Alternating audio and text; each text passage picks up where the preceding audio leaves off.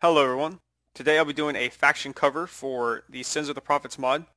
I'll be looking at the Covenant today, which is a less looked at faction as most people want to play as humans, the UNSC.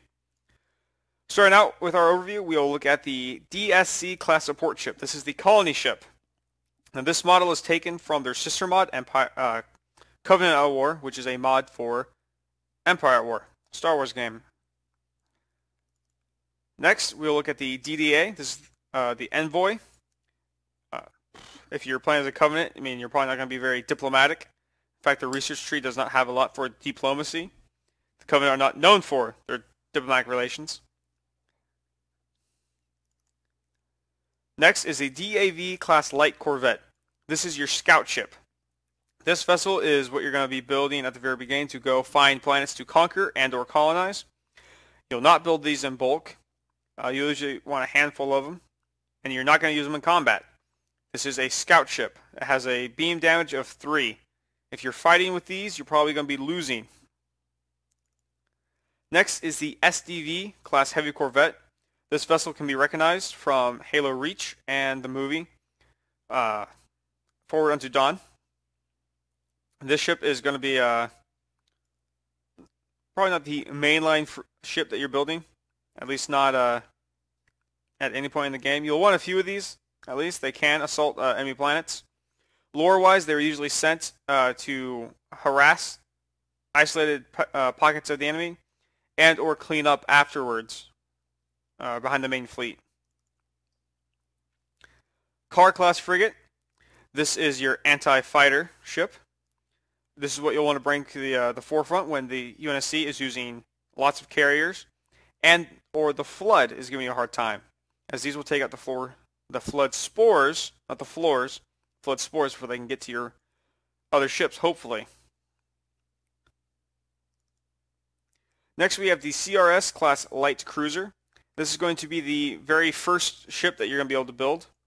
This will be the mainstay of your early game fleets. Late game, you're not going to build as many of these because you'll want to have the heavier ships like the CPV.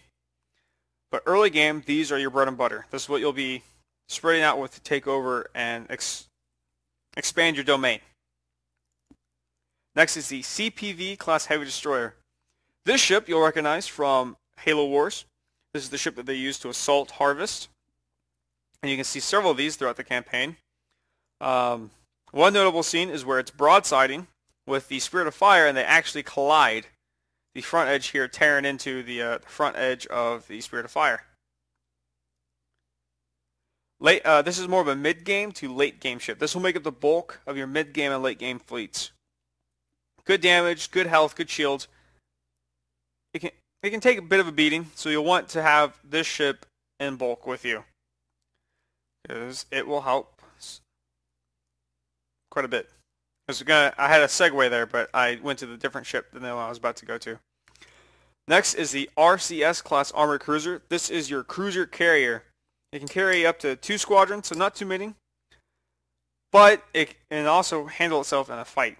It's not going to be the mainstay. You're not going to throw this right into the middle of the fleet with just these, but it can help support your fleet rather well. It's not a defenseless carrier like you have in the base game. This ship is what I was trying to segue to from this one. The CCS class battle cruiser. This is basically a mini capital ship all on its own. Late game or mid game, when you have these, you're not going to have them in bulk. You're going to have a few of them.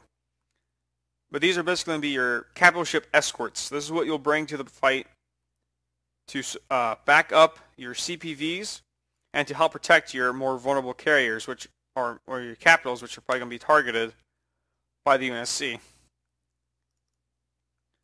Now, moving on to the capital ships. This is the DDS class carrier. This is a fan-made model. The mod authors made this ship for it. The mod authors made this model for the mod. Tongue twister. It's a good ship. Has 12 at the very beginning. 12 squadrons of Seraph bombers and Banshee interceptors. Ridiculous. Crazy amount of squadrons. And you can upgrade your strike craft here, one of its abilities. This ship you're going to want a few of, especially if you're going against heavily fortified UNSC worlds, because the UNSC will usually build up a lot of supermagnetic accelerated cannons, SMAC stations, which the Covenant don't really have a way to counter without taking ridiculous casualties or sitting back and basically sieging the planet, which is what you'll want to do. You'll want to bring in a few of these and launch your squadrons, your bombers, at the stations to take them out, because the stations themselves have no anti-fighter capability. So you'll always want to have a few of these within your fleet. Next is the ORS class heavy cruiser. This is the first vessel that you can build, first capital ship, as a Covenant without research. It's a decent all-around fighter. It's not the best, it's not the worst. You'll want to have a few of these with you at all times, as it's the easiest one for you to build right away. Its abilities let you colonize, as well as weapons core overdrive and fleet management. So you want to have at least a few of these. Now this is the DOS class cruiser. The model is based off the old car class, which is basically just like a light cruiser type.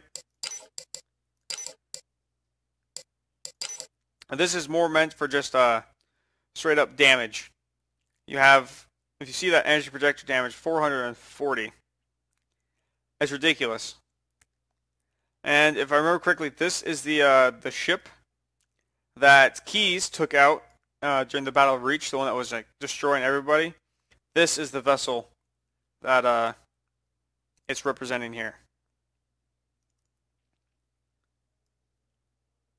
Next, we'll go on to the CAS class assault carrier, also known as the Salvation class.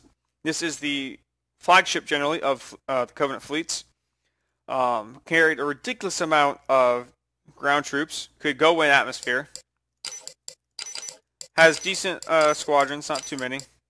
Its abilities let it basically set up a void beacon, so ships can jump straight to it. It can glass enemy planets.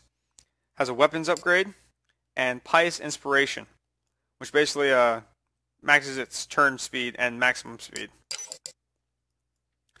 This ship is to be feared as the UNSC. It can just decimate fleets by itself. Next, this is another model that they made. I believe this one is maybe based off a comic book. Not certain. But I know that they came up with this design more or less by themselves. Interesting note is that the OSS class is basically the cruiser that Admiral Cole finds above Harvest when they first return after the initial task group of 3 ships. When they come in with the, at that time, largest fleet ever assembled, this is the ship that they find in orbit. It takes out, like, I want to say it was 12 UNSC ships before Cole decided to have them fire everything. All ships. Fire all your max, all your missiles to take this thing out, which is what it took. This ship is fairly expensive. It's just a little bit less than the Titan, but it is ridiculous. It is a beast and can take on pretty much everything. It has 5 squadrons, so not too bad. You're not going to see a lot of these, probably, because they're so costly. But if you're playing as UNSC, you definitely want to make sure you take these things out when you get the chance. As you can see, it has 55,000 shields. Ridiculous. And now, onto the Titan. This is the OAS class assault carrier. This is the ship that Regret uses when he attacks Earth. He has a pair of them with him. And these things use a Forerunner core, and they were shrugging off smack rounds. Supermagnetic accelerated cannons, which, to quote, Sergeant Johnson says, can shoot straight through a Covenant capital ship. And in the Battle of Reach, they were shooting through a Covenant capital ship, hitting another one, destroying it, and hitting a third. These things can take those hits and shrug them off. Has 8 squadrons to start out with, not as many as the dedicated carrier, but its abilities are ridiculous. You have the durability and the damage increase, the basic ones that all Titans usually have. Then you have Hand of the Hierarch, which basically buffs everybody around you. So you'll want to have this, and you want to have that, especially when you're taking on the larger UNSC ships, because their Alpha Strike is amazing. And this will sort of help you recover from that, as well as do more damage to them. Because you want to take out the UNSC ships before they get a second smack round off. An Energy Projector, which basically lets it snipe enemy ships. Shield Burst. It can, basically what it is, it helps boost your shield, makes it a 100% restore rate. And then Plasma Splash. For a limited time, the OAS overcharges plasma torpedo launchers to inflict AoE damage. So basically, if the enemy's grouped up, pop that, and you'll take probably take a lot of the lighter ships out with a few plasma torpedoes. But that is the Covenant faction. They still need some work, some of the models. A lot of the stations are still from the base game, from the Vasari. So Covenant faction is not as finished as the UNSC. But what they have is amazing, especially compared to what they used to have. I still remember the first release where it was just UNSC. No Covenant, except on maybe some militia or like asteroid belts. Then the first Covenant release came out, and oh man, were they were they terrifying, especially the Salvation class. But now you have the OAS class to be afraid of. The OAS is the second most powerful ship in the game compared to the Infinity. The Infinity, though, is mostly a straight-ahead type combat ship. This can get in the middle of a fleet and just devastate. It has decent damage all around it.